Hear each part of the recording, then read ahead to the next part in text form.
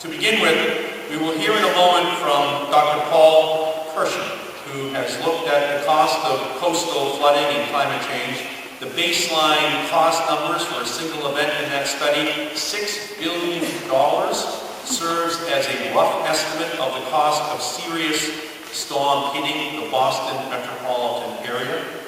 Dr. Kirshen's work shows coastal flooding because of climate change could cost the Boston metropolitan area approximately $94 billion, with the multiple events occurring over the course of this century.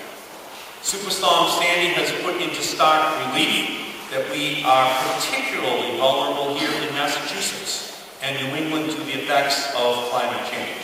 Our summers are getting hotter. By the end of the century, climate change could make summer in Massachusetts feel like summer in North Carolina, raising the average temperature from 73 degrees to 86 degrees by the end of this century. Our winters are warming, turning the poetry of Robert Frost into oral history of winters past. According to scientists at the University of New Hampshire, New England winters have become 4 degrees Fahrenheit warmer on average since 1965. Say that again. Our winters in New England have become 4 degrees warmer Fahrenheit since 1965. We now have Philadelphia's weather from 1965, but without their sports teams. Our seas are heating up. The average sea surface temperature in the Northeast for the first half of 2012 was the highest since record-keeping began in 1854. It was 51 degrees Fahrenheit in 2012, more than 3 degrees higher than the average for the last 3 decades. This isn't just about putting the polar bear swim in Southie at risk.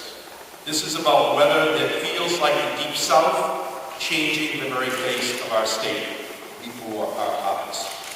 These warmer, rising seas are eating away at our coastline. Massachusetts loses an average of 2.8 million square feet to rising sea levels each year, especially in places like Cape Cod. And even though Cape Cod may not disappear tomorrow, it's getting increasingly hard to find actual cod, the sacred symbol of Massachusetts. Cod love cold water, and the waters off of our shores are just not as cold. By late this century, Georges Bank is projected to be too warm to attract cod.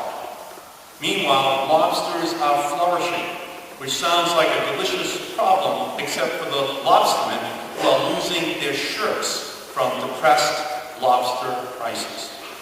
But we don't need projections to tell us what could happen. Because if Sandy had hit Boston at high tide, another 5 feet of water would have surged into Boston and along our coastline. And sea level rise from climate change could add another 2.5 feet by the latter part of this century. So how would Boston's landmarks fare if Sandy hit at high tide today? And in 50 years or so, well, additional picture 1, Sandy feet of sea at high tide. 0 to 2 feet higher, Sandy in the future, 2 to 4 feet higher. Picture 2, Faneuil Hall.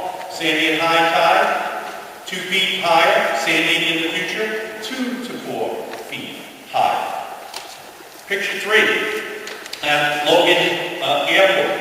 Sandy in the future will be up to 4 feet higher. Picture 4, Boston Garden. Sandy in the future will be 2 to 4 feet higher in terms of the water.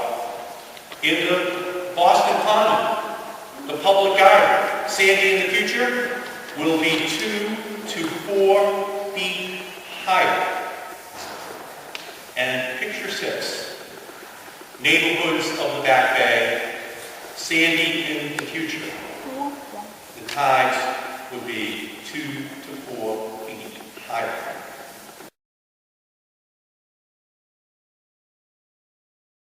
But instead of taking these threats seriously, The debate in Washington amongst the Republicans turned climate change into a punchline at their national convention and clean energy into a punching bag in the Congress and on the campaign trail. While Americans are worried about Mother Nature's wrath, too many Republican leaders appear more worried about the wrath of the Koch brothers and other big oil giants.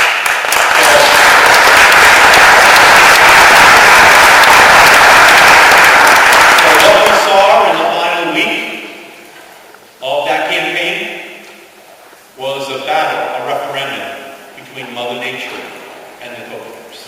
And the American public voted for Mother Nature because they could see how what was happening to this planet. We know that burning more oil, coal, and fossil fuels is what causes global warming, yet Republican leaders in Washington want to preserve $4 billion in annual tax breaks for the most profitable oil companies in the world.